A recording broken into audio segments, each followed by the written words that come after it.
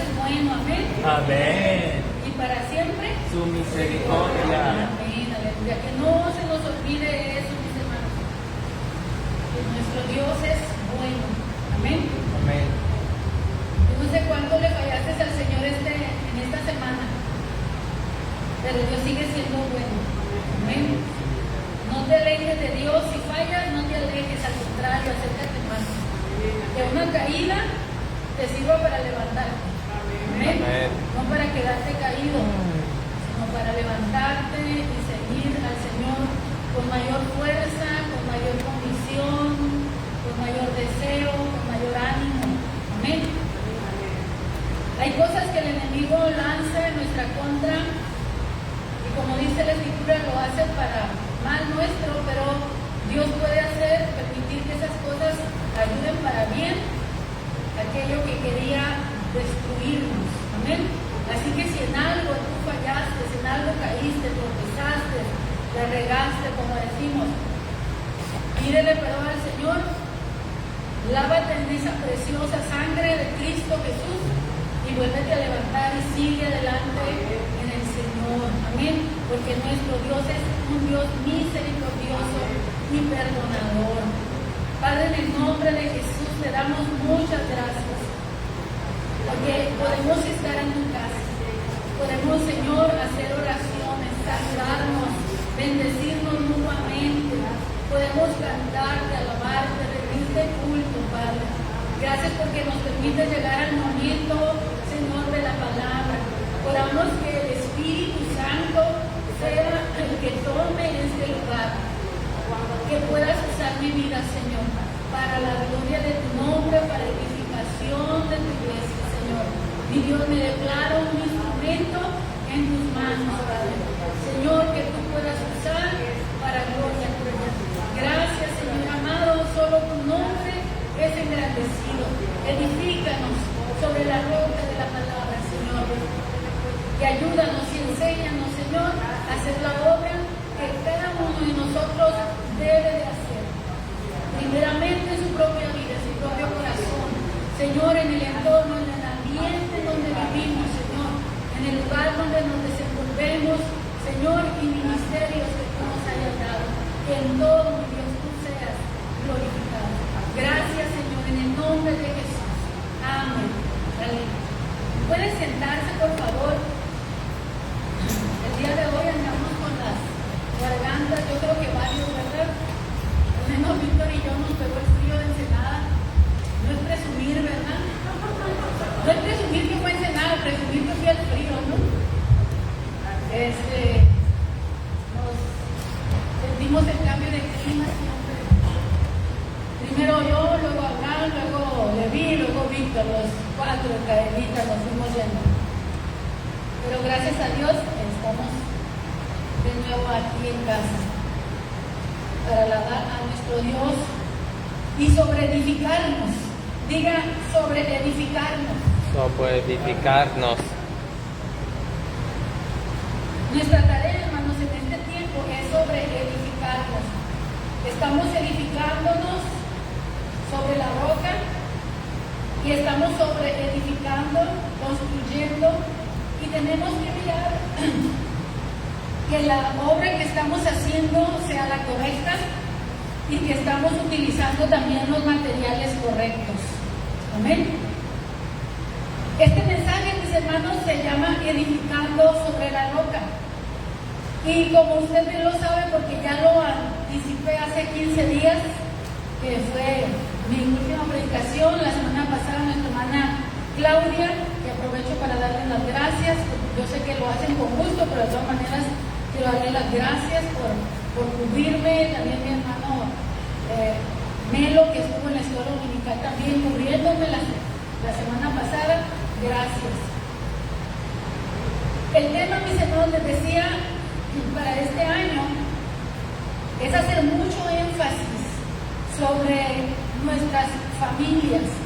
Fíjese muy bien que no voy a mencionar matrimonios, sino familias, porque no en todas las familias hay un matrimonio, pero sí hay familias. Amén. Entonces necesitamos pensar en familia. Usted piensa en familia, de acuerdo al diseño que usted tiene. Este mensaje, bájelo a su diseño familiar. Amén. Para que no digan, no, es que eso es para matrimonios. No, no es para matrimonios, es para la familia. Les voy a anticipar un poquito, mis hermanos. Ayer subí en el grupo de WhatsApp la imagen de un libro y nada más le mandé el contenido del libro, lo que son los temas que se van a tratar. Les decía, es este libro, se ve un poquito escandaloso, grande, pero no se asusten, no está tan así como se ve. Es un excelente material, hermanos.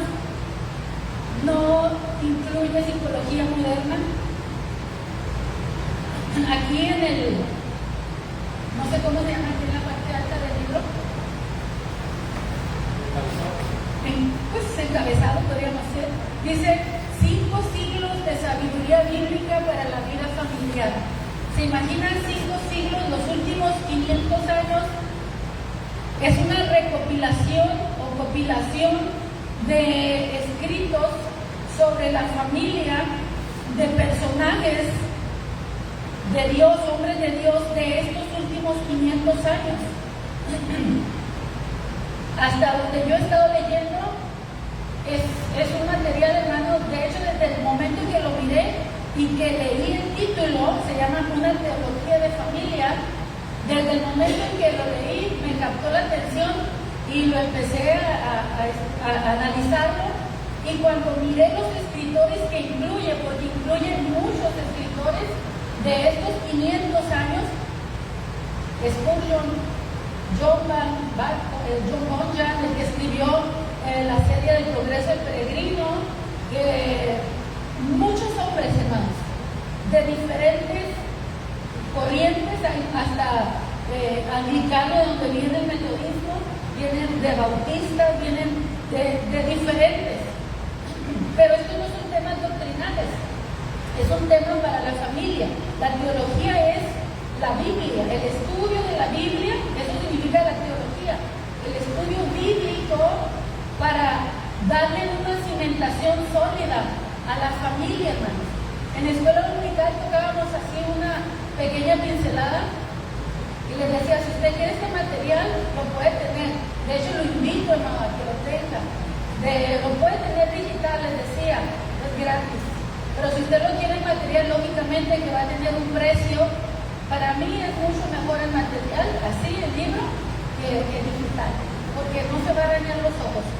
Aparte que lo disfruta más, sí, lo puede rayar, hacer un montón de cosas si necesita hacerlo. Y lo vamos a estar estudiando a lo largo del año. Voy a estar trayendo matices o temas o lecturas relacionadas con lo que viene ahí. Y lo importante aquí, mis hermanos, es que alguien de cada familia, levante por favor la mano, uno nada más, un representante por familia de los que están aquí. Si hay 4 o 5, nada más levante la mano. Así, uno. Hermanos, necesitamos que por lo menos uno de cada familia se haga responsable por su casa. Uno. Si es el esposo en primer lugar, si hay esposo, qué bueno. Si no hay esposo, entonces la esposa. O a lo mejor sí hay esposo, pero no puede, no quiere, lo que sea, entonces la esposa. Si no hay ninguno, no hay esposo es soltero, entonces hágalo. Uno tiene que hacerse responsable de bajar a su casa, a su familia, a su entorno, el conocimiento de Dios, el temor de Dios.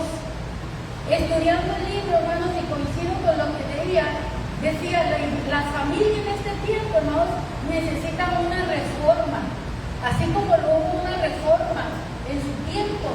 Ahorita la familia necesita una reforma, y para poder reformar correctamente, hermanos, necesitamos ir a las raíces, necesitamos ir a las bases, a los principios de donde se puede y se debe originar una familia sana y fuerte, hermanos. Les decía, este libro no tiene psicología moderna. Ahorita la psicología no está para sostener una familia al modelo bíblico. Necesitamos la Biblia para volver al modelo familiar. La psicología no inventó la familia, mis hermanos. Amén. La psicología no inventó a la familia. La psicología nació como una necesidad del hombre. Fue Dios el que creó a la familia.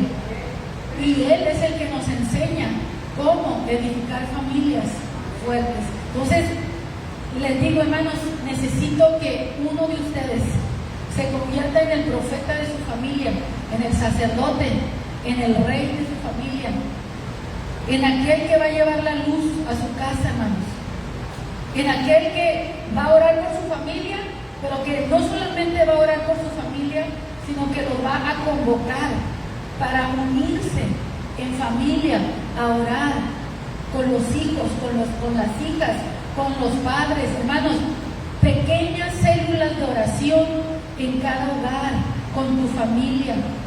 Un día, si puedes todos los días, qué bueno, hermanos, que eso es lo ideal.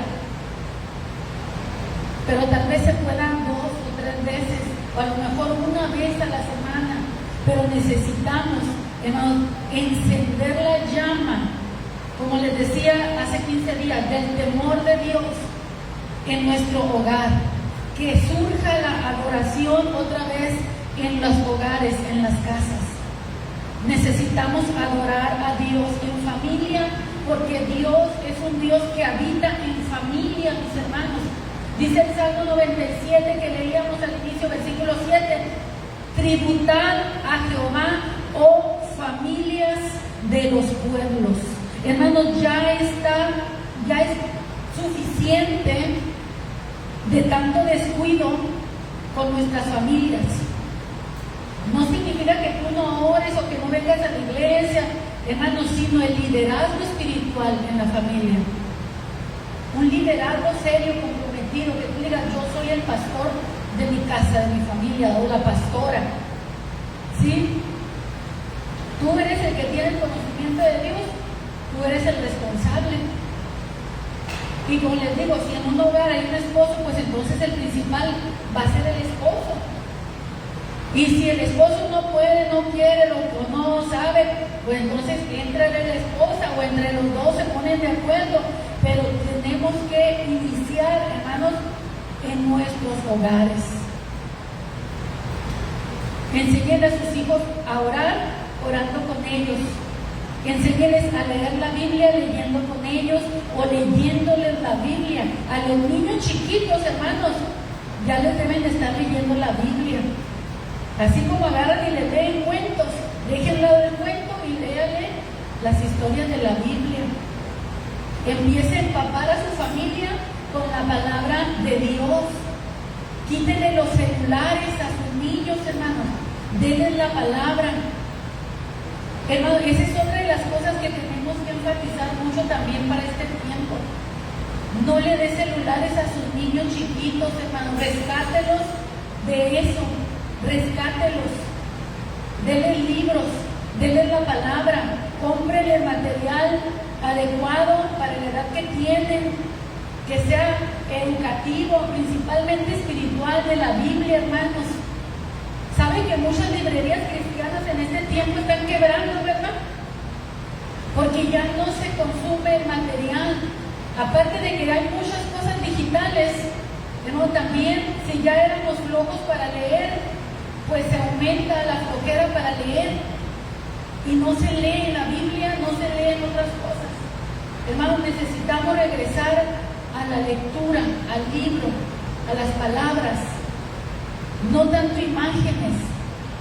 Queremos todo en frases que en un proverbio me resuman toda la Biblia. Así, hermanos, se están educando a la gente para que pasen rápido los celulares y lean solo pequeñas frases, y ya con eso, hermanos, con una frase inteligente que te sepas, piensas que ya eres el más inteligente del mundo, ¿no? Hermanos, necesitamos, así como esto, Agarre el libro, agarre la Biblia, lea y lea. Y cuando termine de leer, ¿qué tiene que hacer? Volver a empezar y seguir leyendo y empaparse y empaparnos, mis hermanos, de la palabra de Dios. De la palabra, mis hermanos, es que nosotros vamos a sacar los materiales para construcción, para nuestro hogar, para nuestra familia. Nos va a enseñar, nos va a corregir. ¿Soy yo, hermano, o no lo veo muy emocionado? No veo a nadie emocionado, hermano. Sí, dice el hermano. Pero están seriecitos todos. Hermanos, necesitamos edificar sobre la roca, como lo dice Mateo capítulo 7, al final del Sermón del Monte, lo que Jesús dijo. ¿Quién es el hombre sabio y entendido? Dice. Cualquiera que oye estas palabras y las hace, le compararé a un hombre prudente que edificó su casa sobre la roca. Aún esto mismo que le estoy diciendo, hermanos, si usted me está escuchando y no lo hace, ¿de qué le sirve? Pero si usted me escucha y dice, es cierto, la pastora tiene razón, ¿sabes qué? Hay que empezar a encender la lámpara espiritual en la familia. Hay que empezar a encender el fuego espiritual en casa. Si usted se va con esa conciencia y empieza primero usted a buscar a Dios para que le dé la sabiduría para hacerlo, y luego se levanta a hacerlo. Porque es bien importante, hermanos, que usted en lo personal escuche a Dios y se levante en obediencia a lo que Dios le diga. Amén. Yo de aquí, yo le estoy despertando su espíritu. Yo de aquí le estoy animando. Yo de aquí le estoy dando una voz de alarma. Lo siguiente, mis hermanos, es llegar a la casa y buscar a Dios para saber por dónde vamos a empezar. Amén.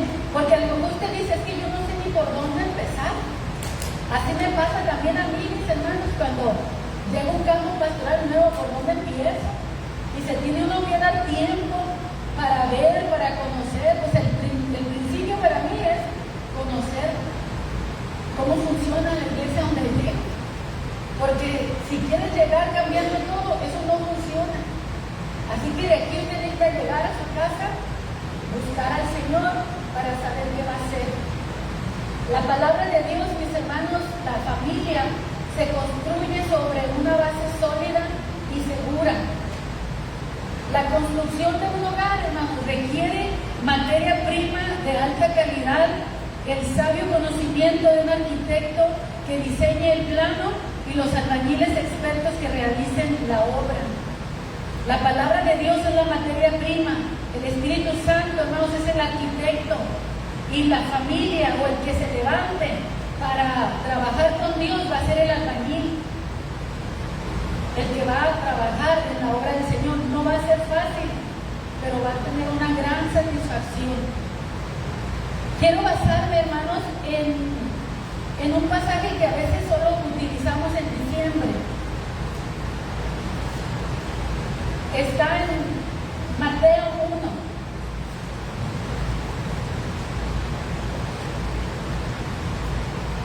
Versículo 18 al 25.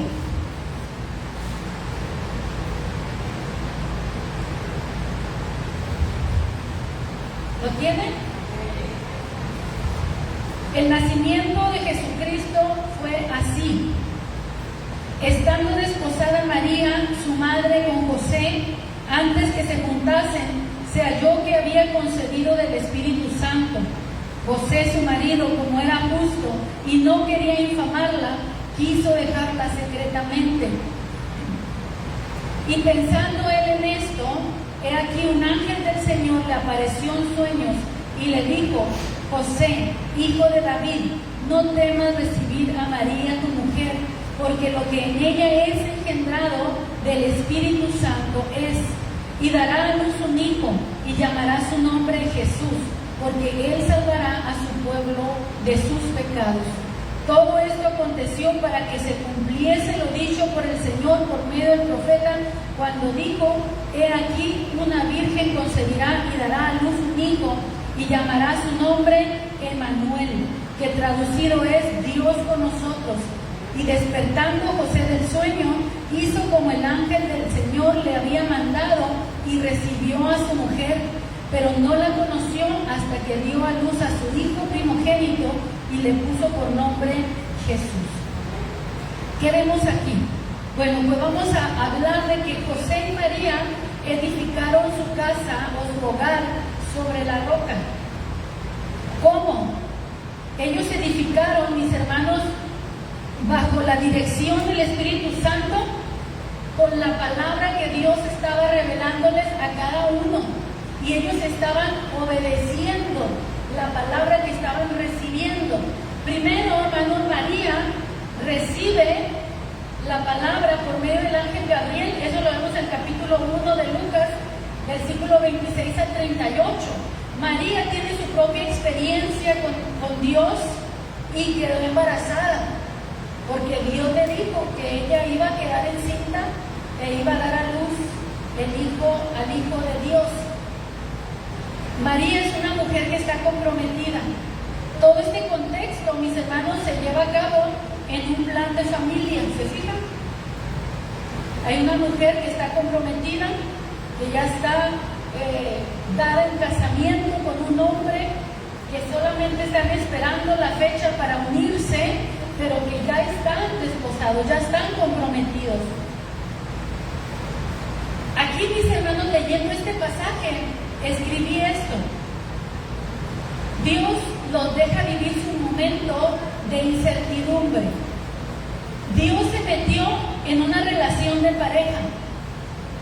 Hay un hombre, hay una mujer que están comprometidos, estarán enamorados, son temerosos de Dios y van a formar un hogar, una familia. Ellos no cuentan con lo que les va a suceder en medio de la historia. Ellos tienen todos sus planes, tienen sus ilusiones, pero de pronto algo sucede que el novio no entiende, y pues María ni cómo le crean. María está embarazada, y no está embarazada de hombre, sino que llegó el punto en que Dios va a traer a su hijo, y escogió a María sabiendo que estaba comprometida. No le pidió permiso a José, porque cuando Dios está haciendo su plan no le pide permiso a nadie.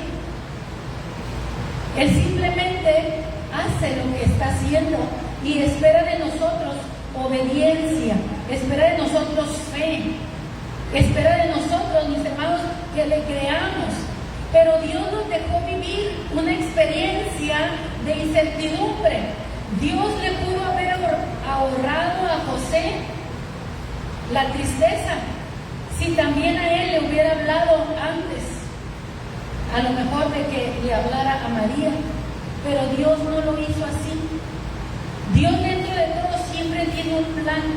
Las cosas en el hogar a veces no funcionan como uno quisiera, pero Dios tiene un plan detrás de todo.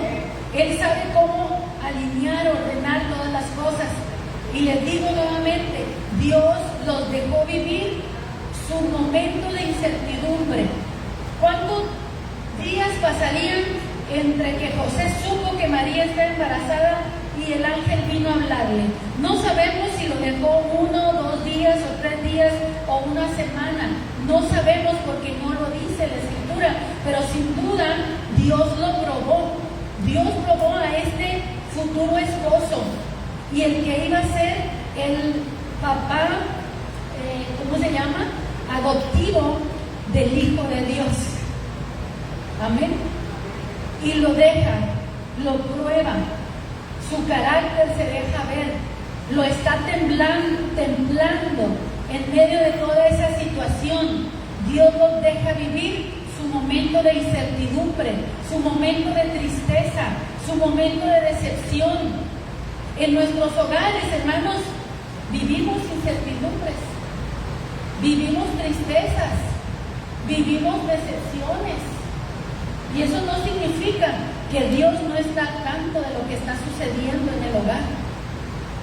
Pensamos que si todo está bien, entonces Dios está en control. Pero si algo se sale de control, a nuestro criterio, entonces pensamos que ya Dios no está en control. Pero Dios estaba en control. Y Él sabía, hermanos, cómo poner un alto a toda esa incertidumbre, a toda esa tristeza, a toda esa decepción. José no sabía lo que estaba pasando, como tú y yo, mis hermanos. A veces dicen, no entiendo qué está haciendo Dios, ¿por qué Dios no hace nada? Tú miras que la situación está empeorando en tu casa y dices, pero ¿por qué Dios no hace nada? Bueno, tal vez es también porque tú no te levantas en oración, en ayuno, como te decía. Vamos a tomar el liderazgo del hogar, de la familia, vamos a juntarnos en oración. Si son niños, va a ser menos problema que si son grandes, pero si son grandes, Dios te dé gracia y sabiduría para juntarlos de todas maneras. José no sabía lo que estaba pasando y María estaba indefensa y vulnerable a la crítica, al menosprecio. Hermanos, a veces nosotros así nos encontramos en situaciones vulnerables en donde todo el mundo te puede criticar porque se te conoció algo, se te supo algo. Y dices, ¿dónde está Dios? ¿Por qué Dios no me guardó? ¿Por qué Dios no protegió mi nombre? ¿Por qué ahora mi nombre anda en boca de todos y no en una buena fama? Pero aún así, Dios sigue en control. Amén. Dios sigue en control. Los dos estaban siendo probados en sus convicciones. Ninguno perdió la fe por lo que pasó. José, mis hermanos, no entiende qué sucede, pero fíjese muy bien. José no sabe qué es lo que sucede, pero procede con prudencia. ¿Qué hubiera hecho otro hombre en su lugar? Un hombre común y corriente que se está por casar y de pronto resulta que su esposa ya tiene unos mesecitos de embarazo y no es suyo. ¿Qué haría? ¿Se va en silencio sin decir nada? Mínimo quiere matar al otro, o la quiere matar a ella, o algo quiere hacer por despecho para satisfacerse su orgullo de hombre que quiere sanarse, liberarse, el no parecer un tonto. Si usáramos términos del mundo, ¿qué términos no utilizaríamos? José, mis hermanos, actuó con prudencia, sabiamente, porque era un hombre temeroso de Dios. ¿Cuántas solteras hay aquí? Y que quieran casarse, ¿no? Necesitan un hombre prudente, necesitan un hombre temeroso de Dios. No escoger por desesperación, no recibir a cualquiera porque tiene ojos bonitos, porque tiene carro, porque tiene carrera, porque le habla bonito. Hermano, ponga a prueba su carácter. Ponga a prueba su carácter, porque usted no se va a casar con unos ojos bonitos, ni se va a casar con un título, se va a casar con un carácter. ¿Escuchó? Usted y yo nos casamos con otro carácter. Usted lleva su carácter y la otra persona trae su carácter. Olvídese de la billetera, olvídese de los títulos, olvídese de la apariencia física. Usted se casa con un carácter.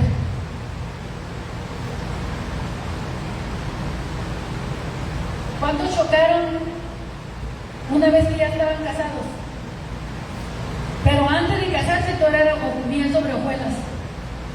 ¿Por qué? Porque los dos eran hipócritas o éramos hipócritas y estábamos escondiendo lo que en verdad éramos y aparentando ser lo que ya no pudimos sostener en el matrimonio. Y en el matrimonio se viene abajo, mis hermanos, las ilusiones, porque empezamos a conocer ahora el carácter de la otra persona. con la que nos casamos. Y por eso muchos luego quieren pintar raya y decir, no, esto no es lo que yo me imaginaba. No, te casaste, ahora tienes que aguantarlo y tienes que conocerlo y amarlo. Ahora, por eso es importante, antes que conozcas el carácter de la persona con la que te vas a unir. Amén. Somételo a prueba. Somételo a prueba y vas a ver quién es en verdad. Entonces José, mis hermanos, mostró un carácter templado. Tenía el carácter que necesitaba a Dios para que cumpliera el propósito para el cual lo estaba llamando.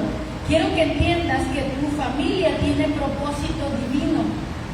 Si tú consagras tu hogar, tu matrimonio, si tú entiendes que el matrimonio o la familia tiene un propósito divino, entonces principalmente ahorita los que están solteros y que piensan casarse, necesitan edificar su casa sobre la roca, entender que tienen que ver bien con quién se van a casar para cumplir el propósito, porque el hogar, la familia tiene un propósito, mi familia tiene un propósito, tu familia tiene otro propósito. Si tú no entiendes, soltero, soltera, que tú puedes formar una familia, no nada más para no estar solo o sola, no te cases para no estar solo o sola, cásate para honrar a Dios, cásate para que juntos puedan hacer la voluntad de Dios. ¿Me entiendes? Por eso es importante tomar bien esa decisión.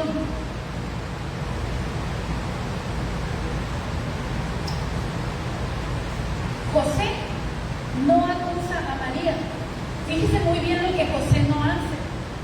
José no acusa a María, no la difama, no venga su honor, no libera sus frustraciones, no grita, no maldice, no hace berrinche. Eso nos está hablando de la calidad de este hombre. En ese momento, mis hermanos, en el momento en que José está procesando su humillación y su dolor, miren qué tremendo, hermano, porque hay maneras para procesar el sufrimiento. ¿Usted cree que José no sufrió? ¿Usted cree que José no se sintió humillado? ¿Que no le dolió? Dios permitió esa humillación y ese dolor para sacar lo mejor de José, mis hermanos, todavía. José está procesando su humillación y su dolor con sabiduría, con prudencia, mis hermanos. Y así, mis hermanos, cuando él manifestó esa humildad, porque José manifestó humildad, en ese carácter probado, vino el ángel a hablarle. El ángel vino primero a María y le dijo, no temas, porque has hallado gracia delante de Dios. Quiere decir que María fue probada antes de ser escogida para ser la madre del Hijo de Dios y halló gracia. Pero José fue probado precisamente cuando María estaba embarazada y José halló gracia delante de Dios. Y entonces el ángel viene y le habla en sueños, se revela en sueños. A María Dios le habló, el ángel vino despierta y a él le habla en sueños. Él ahora va a tener su propia experiencia. Miren qué importante, hermanos, es que en una familia todos tengan su propia experiencia espiritual con Dios. Amén. Cada uno debe de tener su propia experiencia personal con Dios. Señor, revélate a mis hijos, que mis hijos te conozcan, o el esposo, la esposa, los padres, el tío, la familia, quien sea, mis hermanos, necesitan tener su propia experiencia personal. Pero ¿cómo llegó Dios a José? Primero llegó a María. A veces, hermanos, el evangelio primero llega por medio de la mujer y después llega el hombre. A veces es al revés, a veces primero es el hombre, pero qué importante es que le siga la familia. Amén. No es que te quedes tú solo toda la vida y tu familia no te siga, sino que la familia te siga.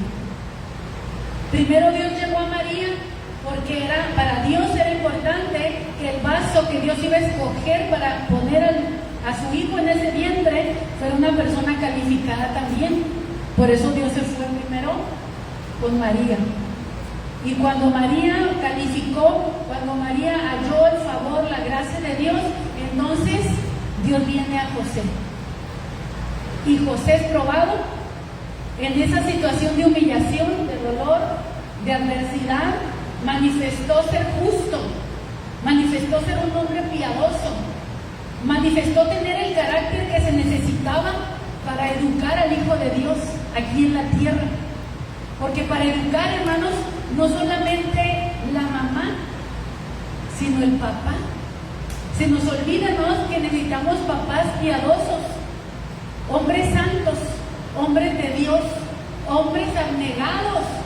No que la mujer los cachetee y ellos abnegados, no. Abnegados para hacer la voluntad de Dios. Como José, hermanos, José, un hombre que manifestó tener un carácter aprobado delante de Dios. Ahora, en esa situación en donde él está procesando su humillación y su dolor, es donde la palabra de Dios viene a él.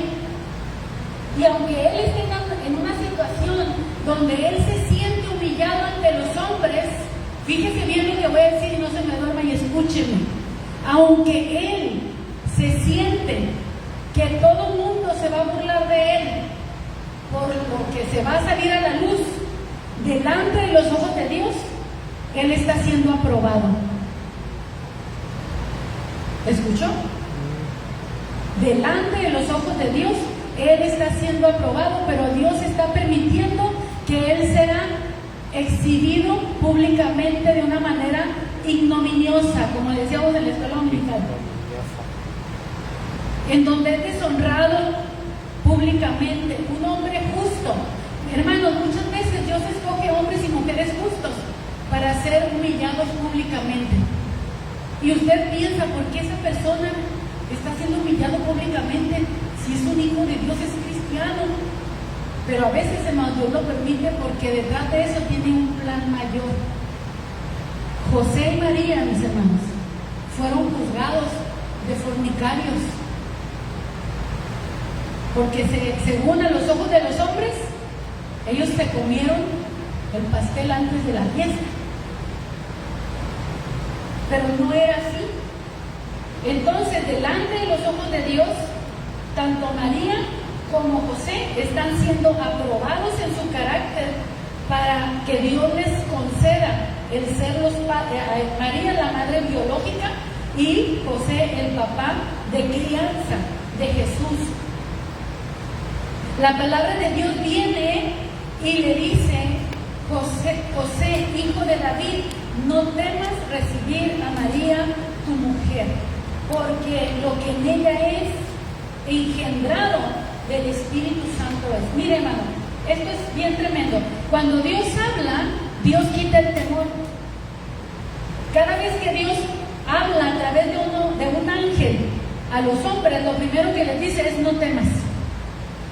No temas. Cuando vino y le habló a Zacarías para decirle, darle la anunciación de que su hijo Juan iba a nacer, le dice: no temas, tus oraciones han sido oídas. El ángel Gabriel viene a María y le dice: no temas, porque has hallado gracia delante de Dios. Y a José le dice: José, hijo de David. Por alguna razón no le dice primero no temas, sino le dice específicamente qué es lo que no debe de temer. No temas recibir a María, tu mujer. No temas. El Señor, mis hermanos, nos va a quitar el temor de hacer la voluntad de Dios. ¿Cuándo? Cuando tú sabes que Dios te habló y que estás haciendo su voluntad. Por eso es importante edificar sobre la roca, edificar sobre la palabra de Dios. Miren, la palabra que Dios envió a José por medio del ángel lo consuela, lo ubica, lo dignifica, porque él está en una situación de humillación y ahora de pronto se encuentra en una situación de exaltación, no delante de los hombres, pero sí delante de Dios. Entonces, ¿qué hace la palabra? Lo consuela, lo ubica en lo que Dios está haciendo, lo que Dios quiere, lo dignifica, lo motiva. Él estaba aplastado, hermano, derribado, era su momento de aflicción. Le afirma la fe, lo fortalece, lo activa, lo alinea con el plan divino, y ahora él está presto para hacer la voluntad de Dios y ya no le importa el que dirán. Miren, y usted puede decir, pastor, ¿de dónde sacó todo eso si no está escrito? Pues de la psicología. No soy psicóloga, pero ¿cómo reaccionarías tú? ¿Cómo reaccionas tú cuando tú estás deprimido, todo afligido, y de pronto te llegan con la buena nueva y te cambia todo lo malo que estabas pensando, ahora se convierte en todo bueno? ¿Y qué te pasa? Te alegras y ahí andas motivado, dispuesto y presto para hacer lo que se te diga que hagas. Estamos hablando de hombres y mujeres de la Biblia de carne y hueso que piensan, que sintieron igual que nosotros, hermanos. ¿Cómo sabemos que todo esto sucedió? Porque cuando José se despertó del sueño, ¿qué sucedió en el versículo 24? Y despertando José del sueño, hizo como el ángel del Señor le había mandado y recibió a su mujer. No dice que siguió triste, afligido, enojado, resentido. No, yo no quiero a esa mujer, ¿qué van a decir de mí? No, él fue diligente a la palabra, la creyó, él supo que su familia estaba en los planes de Dios, que todo lo que estaba pasando era la voluntad de Dios, que Dios iba a hacer que todas las cosas ayudaran para bien. Amén. La palabra de Dios, mis hermanos, cuando Dios te da una palabra, lo cambia todo. Por eso necesitas escuchar a Dios tú, directamente. Háblame, dígale al Señor, Señor, yo quiero que me hables, háblame, enséñame a escuchar tu voz, no se la invente tampoco. Dígale, Señor, tú sabes que no, háblame, porque una palabra de Dios lo cambia todo. La palabra que Dios envió, mis hermanos, a José, el propósito de su hijo. Tú sabes, de parte de Dios, cuál es el propósito de cada uno de tus hijos.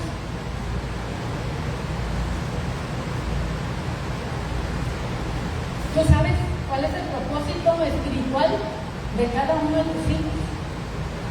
No solo es que este sea ingeniero, maestro, agricultor, herrero o es de diferente profesión. No, mis hermanos. ¿Cuál es el propósito eterno de Dios a través de tus hijos?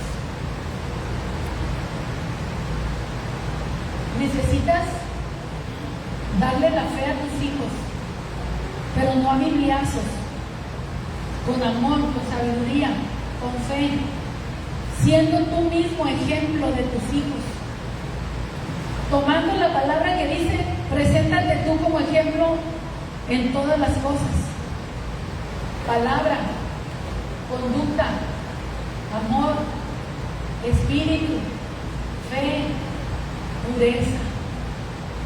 Nunca, mis hermanos, nunca, y más ahorita los que tienen hijos chiquitos que los van a tener, los que ya lo hicieron, pues ya lo hicieron, pero pueden corregirse. Nunca hable mal. Fíjese muy bien, y no se trata de encubrir a los que cometen las faltas, sino proteger a los inocentes que no tienen la culpa. Nunca hable mal de nadie delante de sus hijos. Nunca hable mal de sus pastores, nunca hable mal de los hermanos, nunca hable mal de la familia, no hable mal. Porque usted mismo le está sembrando la cizaña en el corazón a sus hijos para que mañana ellos no quieran saber nada de las cosas de Dios. Amén. Tenemos que hacer reformas. Tenemos que hacer reformas, hermanos. Tenemos que hacer cambios. Y la reforma empieza en nosotros, en ti, en mí. Allí inicia la reforma. que seas una familia cristiana no significa que seas una familia perfecta. Estamos en un proceso de crecimiento espiritual. Dale margen al perfeccionamiento.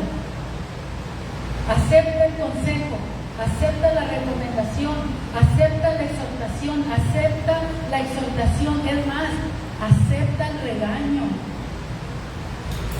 Dios, al que ama, disciplina y azota a todo el que recibe por hijo.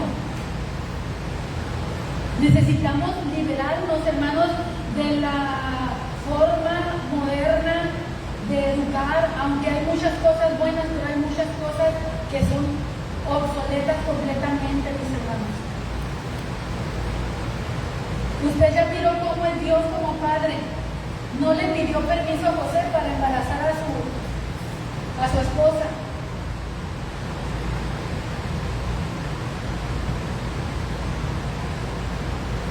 Y José no estaba, ay, pobrecito de mí. ¿Cómo sucedería en esta generación? Dios no necesita hombres de la talla de José, que sean hombres de verdad, mis hermanos. Ay, se tiró al vicio porque no soportó un rechazo. Se cortó las venas porque la mujer lo traicionó. Ay.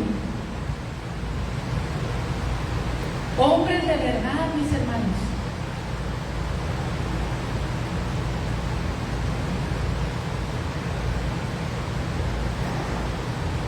El feminismo, hermanos, creció y se llegó hasta donde está ahorita. ¿Cómo le echamos tú? Le llamas feminismo, ¿es qué? Hinduismo y el otro misandría. Ándale, y luego me hace una cátedra de lo que es, creció a ese nivel porque el hombre dejó de ser hombre. Y no estoy ofendiendo, ¿no?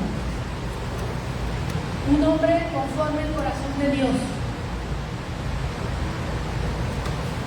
Hombres que amen a su mujer, que la respeten, que den su vida por ella, como dice la Biblia. Pero ¿qué encontramos en la sociedad? Hombres que nada más están buscando a ver qué mujeres se les prestan para después irse y no volverse a acordar de ella, embarazarla, tener hijos regados. Ese tipo de hombres abundan. Abundan, mis hermanos. Y los hombres que están naciendo no tienen la culpa, no porque los defiendan, no estoy defendiendo, pero si no tienen un ejemplo a seguir, ¿dónde van a terminar? Nosotros nos creamos y nos formamos por el ejemplo. Sí. Por eso la Biblia dice, instruye al niño en su camino, en su carrera. Instrúyelo. Si el niño es varón y te mira a ti como esposo rasurándote, ¿qué es lo que hace el niño? Quiere hacer lo mismo, ¿verdad? Si no le das un rastrillo, pues de perdida agarra un palito o algo con que estarse haciendo así, porque él está imitando lo que está mirando al otro hacer. Los niños aman lo que sus papás aman.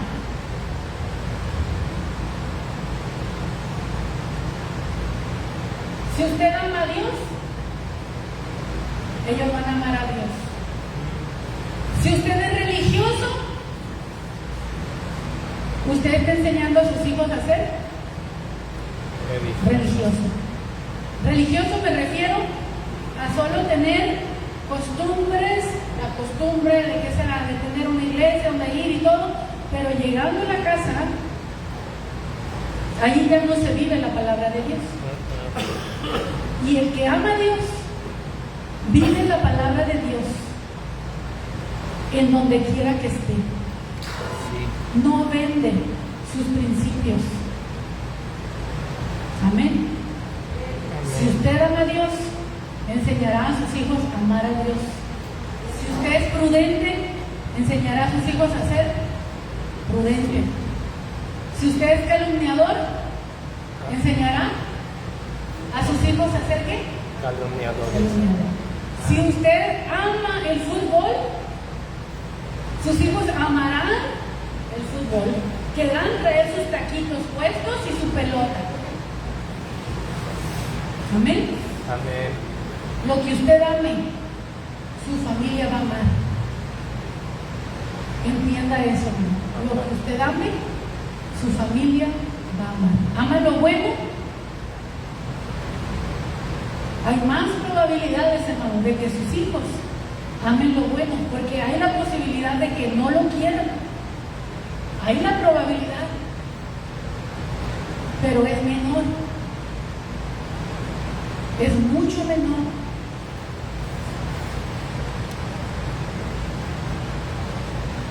Mateo, mis hermanos, respalda el acontecimiento con una profecía escrita por el profeta Isaías 750 años antes.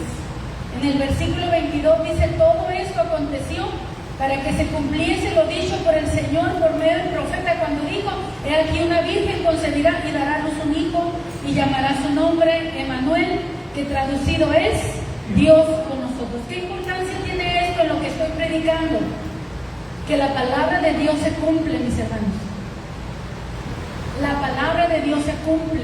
La palabra de Dios es la roca sólida en donde debemos de edificar y de construir nuestros hogares, nuestras familias.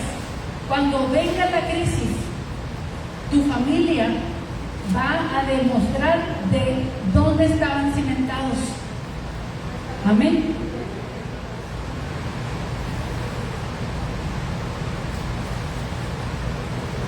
Cuando venga la crisis, porque no podemos decir que no vendrá, mis hermanos. La crisis puede ser económica, la crisis puede ser de salud, la crisis puede ser la de los 40. Cuando dicen que a los 40 o 40 y tantos, el hombre quiere volver a ser como si fuera de 18 y se busca una de 18, o la mujer también se le brinca la cuerda y deja al marido por otro y dice: ya estuvo bueno de aguantar tantas cosas, me voy. Y no precisamente con su madre. ¿Saben? Las crisis vienen, mis hermanos. Los hijos, la edad de los hijos nos ponen a prueba el matrimonio. Las decisiones que empiezan a tomar cuando se empiezan a sentir autosuficientes. ¿O no? Las crisis van a llegar de cualquier tipo. La muerte es otra crisis que llega a la familia. Las crisis, mis hermanos, que llegan a la familia, cuando estás cimentado sobre la roca, sobre la palabra de Dios, te une más y te acerca más a Dios. Cuando estás cimentado sobre la roca. Fíjate bien, porque la crisis, como lo dice la parábola, las tormentas van a llegar a los que están cimentados sobre la arena y a los que están cimentados sobre la roca. ¿Cómo saber que estamos sobre la roca? ¿La crisis te derribó o te unió más? ¿Te acercó más a Dios? ¿Unió más a tu familia? ¿O la crisis te alejó de Dios? La crisis separó a la familia. ¿Por qué? Por el cimiento, porque no estaban cimentados sobre la roca. Dios es garantía de unidad y de sostenimiento de la familia. Leí en el libro precisamente que el fracaso de las familias es el pecado. El fracaso de las familias es el pecado. ¿Qué destruye a una familia? El pecado. El pecado. Así. No es que nos demos golpes de pecho. No. El pecado, un adulterio, destruye el corazón del cónyuge, el corazón de los hijos. ¿Qué crees que nada más el esposo o la esposa sabe? No, los hijos.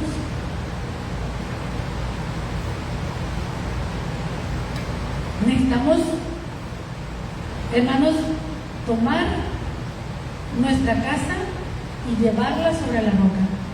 Dices, pero ya es demasiado tarde. No, con el Señor siempre hay la oportunidad de empezar de nuevo. Amén. De mejorar, de hacer cambios. ¿Crees que valga la pena, hermano, que luchemos por la familia? Le leí los labios, hermano. Sí. ¿Cree que valga la pena, hermano, que luchemos por la familia? Amén. Usted tiene que ser la luz de su casa, hermano. Y si no brilla mucho, pues empiece a cargarse de pila para que brille más. Pero no se espere estar súper brillante para hacer algo, no. Empiece a hacer algo. Nuestra familia lo necesita, hermano. Ahorita tiene que haber una reforma familiar, porque afuera, hermano, están deconstruyendo, están derribando, están destruyendo a la familia. Y la iglesia no puede seguir con la corriente de este mundo. Nosotros tenemos la palabra de Dios. Tenemos a Dios, tenemos el Espíritu de Dios. Nos falta tener, como les decía el otro día, el temor de Dios. El temor de Dios. Con el temor de Dios, los hombres se apartan del mal. Con el temor de Dios, nuestros hijos se van a alinear, los matrimonios se van a arreglar, la familia se va a ver arrepentimiento. Algo tiene que suceder, hermanos. Es imposible que usted lleve la presencia de Dios a su casa y no pase nada. Amén. Es imposible que lleve la presencia de Dios a su casa y no pase nada. Póngase de pie, vamos a orar.